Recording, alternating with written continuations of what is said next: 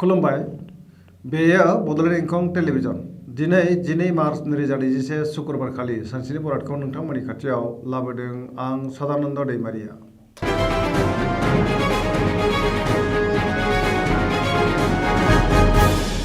सिगां फरायनो लादों मेष राशि।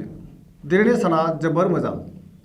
मावनो लानाय खामानिखौ थि समाव मावफुंनो हानानै गोसोखौ दिनै जोबोर गोजोननाय मोनगोन। गोसोनि बोलोआ बांगोन। गोसोनि साननायफोरा जाफुंसारगोन। देहाया दिनै मोजाङै थागोन। बहानिफ्रायबा मोजां खौरां फैनो हागौ। रांखावरियाव दिनै जोबोर मोजां होनजायो। मोननो गोनांखौबो दिनै मोननो हागोन। बेफार फालांगियाव मोजां मुलाम्फा मोनगोन। आयआ बांगोन। सोरबा लोगोनि हेफाजाब मोनगोन। न'खराव बिसि फिसायनि गेजेराव अनलायनाय फैगोन। बिमा बिफानि अननाय आरो बोर मोनगोन। बहाबा थांनांगौब्ला दिनै जोबोर मोजां। दिनै मोजाङैनो हान्थिनो हागोन। गुबुननि गोसोखौ गोरलैयैनो बोनो हागोन। गोसोनि साननायफोरा जाफुंसारगोन आरो बोलोआ बांगोन। समाजाव दिनै गोबां मान मोननो हागोन। लाइमोनफोरा जोबोर रमान्टिक जागोन आरो गावबा गावनि गोसोनि साननायफोरखौबो फोरमायलायनो हागोन। फरायसाफोरा फरायनायाव गोसो दुंखांगोन। सरासनस्रायै दिनैनि साना जोबोर मोजां आरो मोजाङैनो बारग'लांगोन।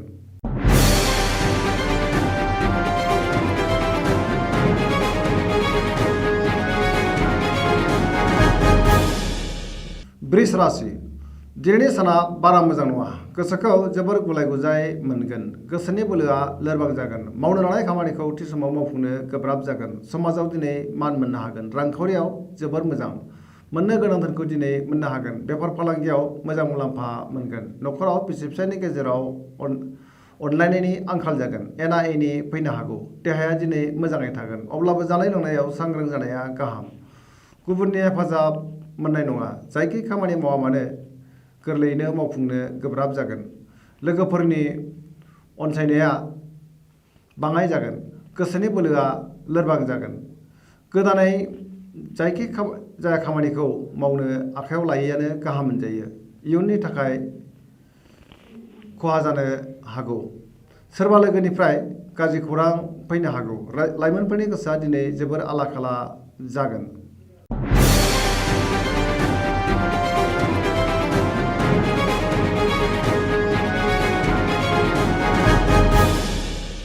मिथुन राशि। दिनैनि साना जोबोर मोजां होनजायो। सोरबा लोगोजों बाख्नाय जानानै दिनै गोसोखौ जोबोर गोजोननाय मोनगोन। गुबुननि अनसायनाय मोनगोन। देहाया दिनै मोजाङै थानाय नङा। मेंनाय मोनगोन। गोबां खामानियाव मुखुब थागोन। रांखावरियाव मोजां। मोननो गोनां धोनखौबो दिनै मोननो हागोन। बेफार फालांगियाव मोजां मुलाम्फा मोननो हागोन। न'खराव बिसि फिसायनि गेजेराव अनलायनाय फैगोन। समाजाव मान मोनगोन। गोसोनि बोलोआ बांगोन। मावनो लानाय खामानिखौ थि समावनो मावफुंनो हानानै बांसिन गोजोननाय मोनगोन। गुबुननि हेफाजाब मोनगोन। गोसोआ दिनै जोबोर रमान्टिक जागोन। गुबुननि थाखाय मोजां खामानि मावनानै होनो खाबु मोनगोन। गोसोनि साननायफोरा जाफुंगोन। सरासनस्रायै दिनैनि साना मोजां आरो मोजाङैनो बारग'लांगोन।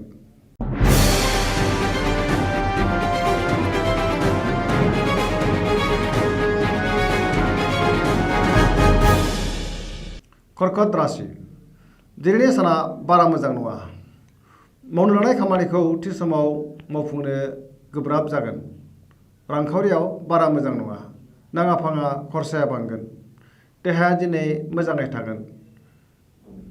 अब्लाबो फिसा फिसौ बेरामजों मोगा मोगि जानांगोन। न'खराव अनलायनाय फैगोन। समाजाव मान मोनगोन। फरायसाफ्रा मोजां फिथाइ मोननो हागोन। जायखि खामानि मावा मानो गोब्राब जागोन आरो गोब्राबै मावफुंनो हागोन। बहाबा थांनांगौब्ला मोजाङै हान्थिनो गोनांथि जागोन। जाब्रबथायनि आसा दङ। लाइमोनफोरनि गोसोआ दिनै जोबोर आला खाला जागोन।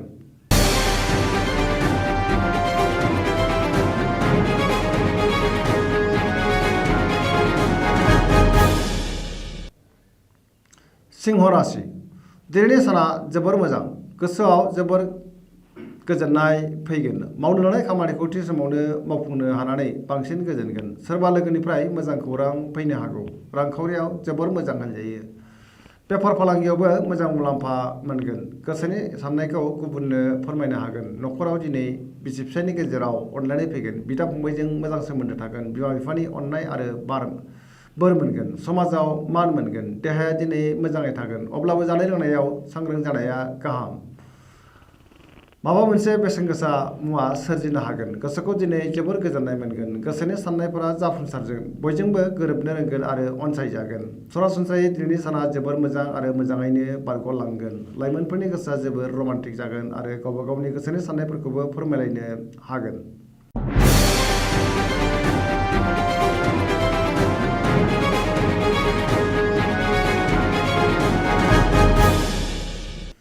कन्या राशि, दिनैनि साना बारा मोजां नङा।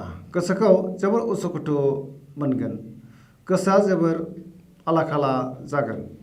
रांखावरियाव मोजां होनजायो, नाथाय नाङा-फाङा खरसायाबो बांगोन। बेफार फालांगियाव मोजां मुलाम्फा मोनगोन। देहाया दिनै मोजाङै थागोन, अब्लाबो जानाय लोंनायाव सांग्रां जानाया गाहाम।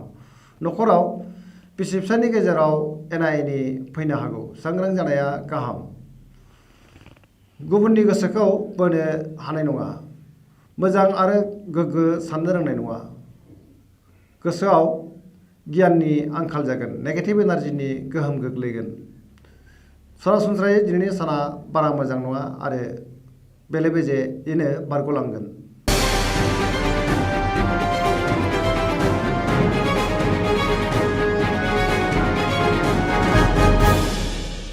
तुला राशि, दिनैनि साना बारा मोजां नङा। गोसोनि बोलोआ लोरबां जागोन, गोसोनि साननाया फेलें जानो हागौ। मावनो लानाय खामानिखौ थि समाव मावफुंनो गोब्राब जागोन। देहाया दिनै मोजाङै थागोन, अब्लाबो जानाय लोंनायाव सांग्रां जानाया गाहाम। रांखावरियाव बारा मोजां नङा, नाङा-फाङा खरसाया बांगोन, जेथिंबो जेंना नुजाथिगोन। न'खराव बिसि-फिसायनि गेजेराव अनलायनाय फैगोन, समाजाव मान-हानि जालांनो हागौ। बेफार फालांगियाव खहा जागोन, गुबुननि गोसोखौ बोनो हानाय नङा। सोरबा लोगोनि हेफाजाब लानांगोन, नेगेटिभ एनार्जिनि शिकार जानांगोन। फारफ्रोमबो बिथिङाव सांग्रां जानाया गाहाम, सुथुरआ बांनो हागौ। सरासनस्रायै दिनैनि साना बारा मोजां नङा आरो सांग्रां जानायनि गोनांथि दङ।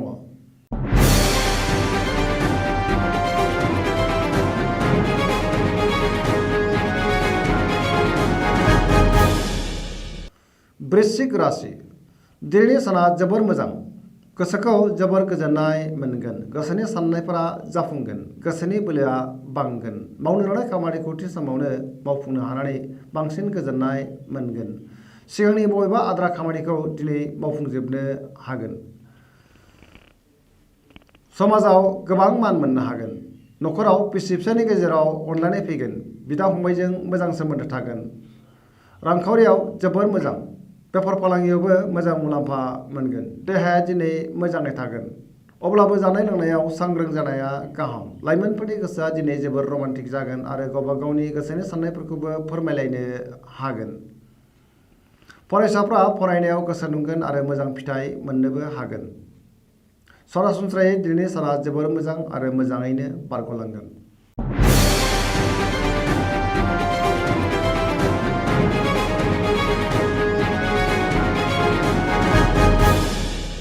धनु राशि, दिनैनि साना मोजां आरो गाज्रिनि गेजेरजों बाबेनलांगोन। गोसोखौ जोबोर उसुखुथु आरो बेले-बेजे मोनगोन। गोसोनि बोलोआ लोरबां जागोन। मावनो लानाय खामानिखौ थि समाव मावफुंनो गोब्राब जागोन। रांखावरियाव जोबोर मोजां होनजायो, मोननो गोनांथारखौ दिनै मोननो हागोन। बेफार फालांगियावबो मोजां मुलाम्फा मोनगोन। समाजाव दिनै गोबां मान मोनगोन। न'खराव बिसि-फिसायनि गेजेराव अनलायनाय फैगोन, बिदा-फंबायजों मोजां सोमोन्दो थागोन। बिमा-बिफानि अननाय आरो बोर मोनगोन। गुबुननि गोसोखौ गोरलैयैनो बोनो हागोन। सरासनस्रायै दिनैनि साना जोबोर मोजां आरो मोजाङैनो बारग'लांगोन। फरायसाफ्रा फरायनायाव गोसो दुंखांगोन आरो मोजां फिथाइ मोनगोन।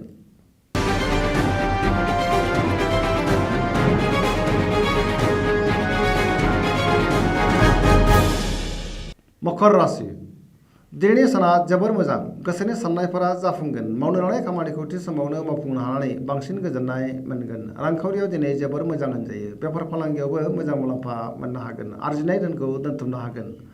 गुबुनजों मोजां सोमोन्दो लाखिनो रोंगोन। न'खराव बिसि-फिसायनि गेजेराव अनलायनाय फैगोन। बिमा-बिफानि अननाय आरो बोर मोनगोन। बिदा-फंबायनि हेफाजाब मोनगोन। सेंग्रा-सिख्लाफ्रा गावबा गावनि गोसोनि साननायफोरखौ फोरमायलायनो हागोन आरो गोसोआ जोबोद रमान्टिक जागोन। फरायसाफ्रा फरायनायाव गोसो दुंखांगोन आरो मोजां फिथाइ मोनगोन। लाइमोनफोरनि गोसोआ जोबोर रमान्टिक जागोन आरो गोसोनि साननायखौ फोरमायलायनो हानानै बांसिन गोजोननाय मोनगोन। सरासनस्रायै दिनैनि साना जोबोर मोजां आरो मोजाङैनो बारग'लांगोन।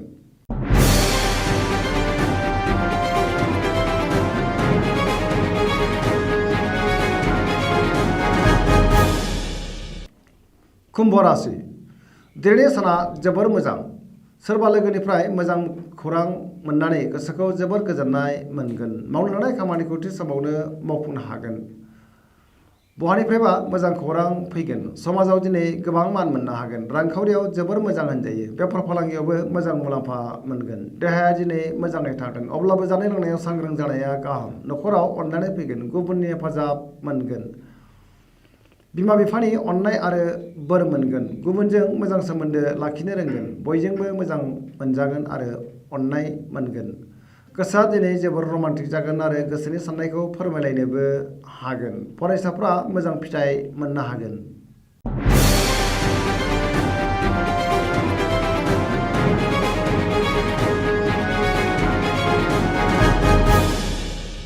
मीन राशि दिनैनि साना जोबोर मोजां।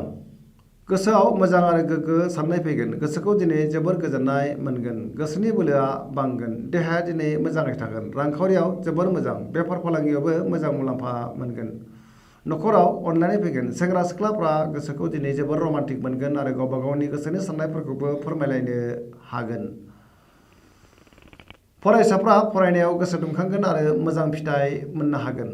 बहाबा सोरबा गोजाम लोगोजों लोगो मोनलायनायनि खाबु जागोन। सरासनस्रायै दिनैनि साना जोबोर मोजां आरो मोजाङैनो बारग'लांगोन। दिनैनि राशि फरायथिनाया एसेनोसै। जोबनायाव बेखौनो खावलायो जाहाथे नोंथांमोना सानफ्रामबो जोंनि बे बड'लेण्ड इंखं टेलिभिजनखौ नायबाय थायो आरो साबस्क्राइब खालामो। एसेनोसै, गोजोन्थों।